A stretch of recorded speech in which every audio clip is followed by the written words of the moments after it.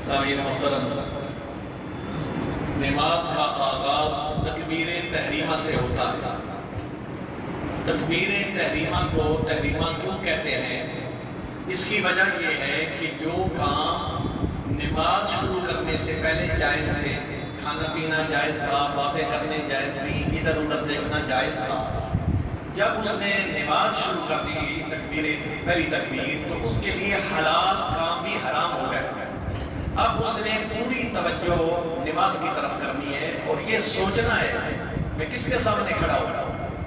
یہ سوچیں گے تو آپ کی نماز کا رنگ بدل جائے گا، میں کس کے سامنے کھڑا ہوں۔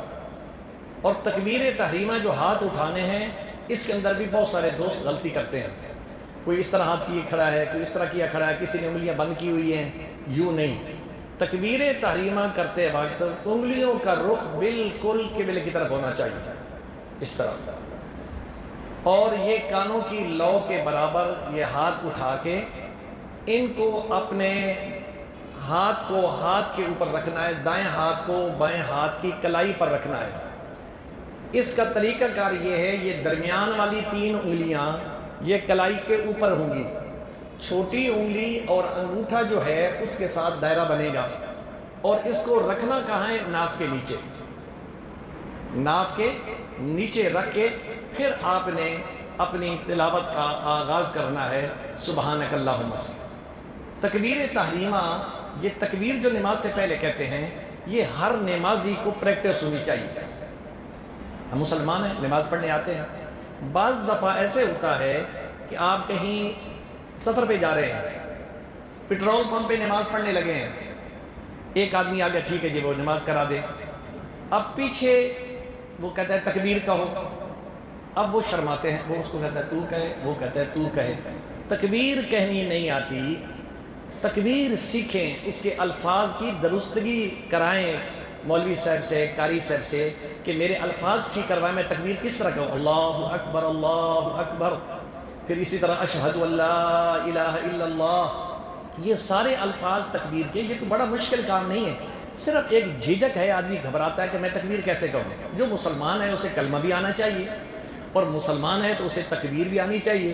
آپ نے سعودی عرب اور ان ممالک میں دیکھا ہوگا، وہاں ہر آدمی جو ہے وہ پوری پریکٹس میں ہے، داڑھی ہے یا نہیں ہے، امام وہ جماعت کرانے کے لیے، تکبیر کہنے کے لیے سب بندے تیار ہوتے ہیں، ان کو پتہ ہوتا ہے پریکٹس ہوتی ہے۔ ہمارے اندر یہ سستی ہے، تو یہاں بھی بعض دفعہ اس طرح ہوتا ہے کہ کوئی جب مدرسے کی چھٹیاں ہوتی ہیں، کوئی ایسا بندہ پیچھے نہیں ہے، تو کوئی اچانک کوئی نیا بندہ آ گیا ہے، تو اس لیے امام کے پیچھے ایسے لوگوں کو کھڑا ہونا چاہیے جن کو تکبیر بھی آتی ہو، اور اگر خدا نہ خواستہ امام کو نماز میں کوئی تکلیف ہو جائے تو وہ دوسرا آدمی جو پیچھے کھڑا ہے وہ فوراً امام کی جگہ بھی سنبھال سکے۔ اس لیے امام کے پیچھے ایسے لوگوں کو کھڑا ہونا چاہیے جو جماعت بھی کرا سکتے ہوں اور تکبیر بھی کہہ سکتے ہیں، اور تکبیر ہر آدمی جو ہے وہ یاد کرے، کوئی مشکل نہیں ہے۔ اس کے بعد یہ ہے کہ امام کے پیچھے جب آپ کھڑے ہوں گے، چاہے وہ خاموش قرات والی نمازیں ہوں، چاہے وہ بلند قرات والی نمازیں ہوں، امام اعظم امام ابو حنیفہ جن کے ہم مقلد ہیں، ان کے نزدیک امام کے پیچھے آپ نے خاموش کھڑا ہونا ہے۔ امام پڑھا ہے، آپ نے خاموش کھڑا ہونا ہے۔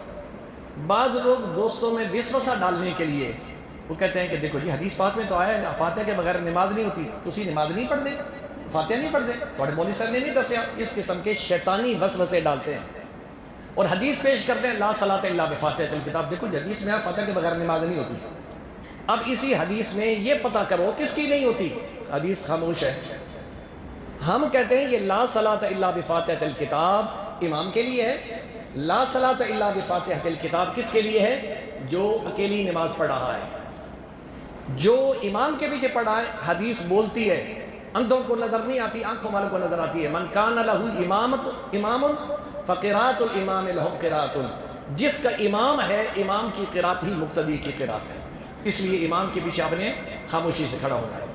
پھر اس کے بعد جب آپ نے رکوع میں جانا ہے، رکوع میں بھی دوست غلطی کرتے ہیں، بعض اس تھوڑا سا جھکتے ہیں، بعض یہاں تک جھکتے ہیں۔ رکوع کا طریقہ یہ ہے صحیح کہ آپ جب رکوع میں جائیں اپنی کونیاں ٹائٹ کر لیں، ان میں جوڑ ہوگا نا رکوع صحیح نہیں ہوگا۔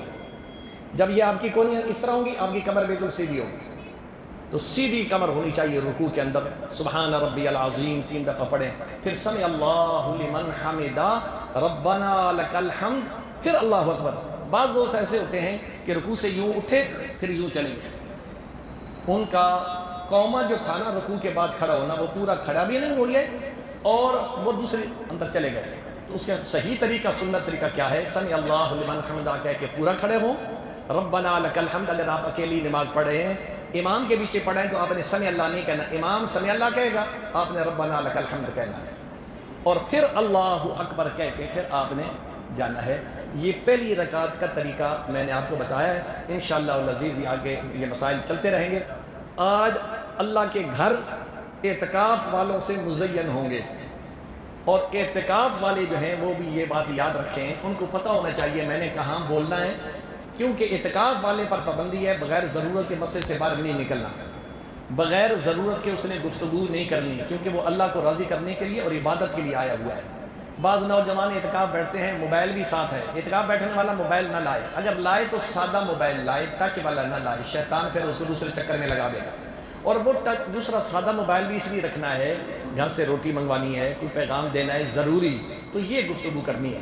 اب یہاں مثال کے طور پر کوئی آدمی اعتکاف بیٹھتا ہے یا کسی مسجد میں، وہ باتھ روم میں دیکھ کر پہلے کہ رش تو نہیں ہے، مسجد میں کھڑا رہے، ذمہ دار کو کہہ دے بھی ذرا باتھ روم ایک خالی کروانا، میں نے استنجا کرنا ہے یا میں نے اپنی حاجت پوری کرنی ہے۔ جب وہ سگنل دے کہ آپ آ جاؤ، پھر آپ نے مسجد سے باہر نکلنا ہے۔ جس طرح آپ لوگ لائن بنا کے 5-5 7-7 منٹ کھڑے رہتے ہیں، اعتکاف والے کے لیے اجازت نہیں کہ وہ اتنی دیر باہر کھڑا رہے۔ تو یہ ضروری وہ مسائل تھے کہ اس کے اندر جو میں نے آپ کو بتائے۔ اللہ پاک ہم سب کو مسائل سمجھنے، اس پر عمل کرنے کی توفیق نصیب فرمائے۔